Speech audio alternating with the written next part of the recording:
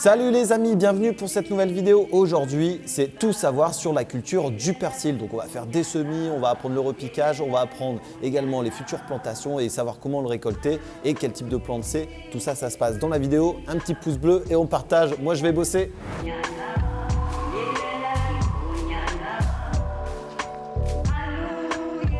Bienvenue pour cette nouvelle vidéo. Alors aujourd'hui, on va s'occuper de semer et de repiquer du persil. Voilà. Pour ici, cette plaque alvéolée, on a nos premiers semis et levés de persil. Donc là, ici, on va semer en poquet, c'est-à-dire on va mettre 3 à 5 graines par alvéole pour avoir du persil dans le jardin toute la saison.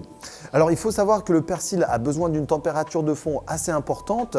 Cependant, il se sème assez tôt. Ensuite, on va pouvoir le récupérer toute l'année au jardin et il viendra fleurir la seconde année puisque c'est une plante bisannuelle. Donc là, au niveau du matériel, on va avoir besoin d'une plaque alvéolée. Donc là, ici, on a 60 alvéoles, ça sera largement suffisant. Ensuite, on va avoir besoin d'un tamis pour recouvrir les semences avec un substrat tamisé. On va forcément avoir besoin de substrats, donc là j'ai pris un substrat traditionnel. Et enfin, on va avoir besoin de semences comme celle-ci, de persil, pour pouvoir effectuer notre semis. Première opération, c'est parti. On prend le substrat et on vient l'émietter en surface.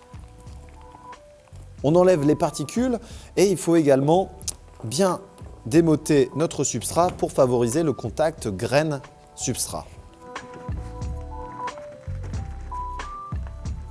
Ensuite, on va légèrement tasser notre plaque alvéolée, ce qui va permettre, avec le tassement, avec le temps, d'éviter les grosses porosités et de défavoriser justement la croissance et la germination avec nos graines ici de persil. Donc, on va passer et appuyer quasiment sur un petit centimètre nos alvéoles.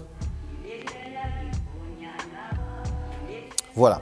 Une fois l'opération effectuée, on va prendre notre paquet de semences et on va semer tout ça. Donc disposer 3 à 5 graines, c'est largement suffisant ici. Ça ne sert à rien d'en mettre plus au risque de créer de l'étiolement. Les graines sont assez petites, donc vous pouvez travailler soit manuellement comme ça ou à l'aide d'un semoir. Alors si vous êtes gros consommateur de persil, je vous conseille de mettre entre 15 et 20 plants à la maison. Et voilà. Donc les dernières semences, on va les conserver pour l'année prochaine. Et maintenant, dernière opération, on vient recouvrir de substrat tamisé à l'aide de mon tamis. Donc on se place sur le dessus et on va légèrement tamiser.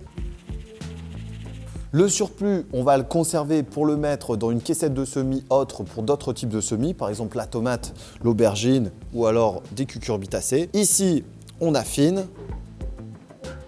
Maintenant, dernière opération, je viens arroser. Mais ça, je ferai ça juste après. Alors, que va-t-il se passer ensuite?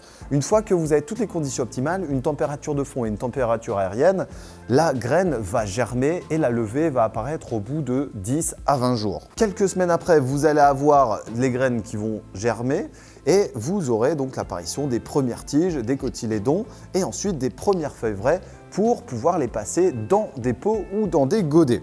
Donc là ici, je vais vous montrer un cas de repiquage et ensuite on va les laisser se développer jusqu'à la fin mars, début avril pour pouvoir les planter dans la serre ou dans votre jardin potager. Là, dans ce cas-là, on va les mettre dans des petits godets 776 qui seront largement suffisants.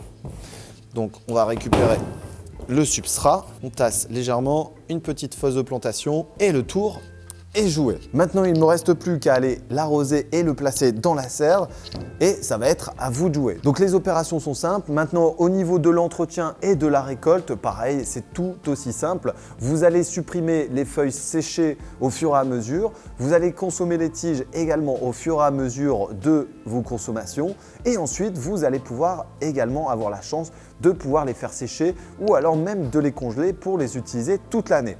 C'est une plante qui, sous la serre, pourra vous produire quasiment une année non-stop et on n'oublie pas forcément sur la deuxième année, elle va fleurir puisque c'est une plante bisannuelle. Allez, je vais repiquer tout ça moi et on se retrouve pour d'autres tutos.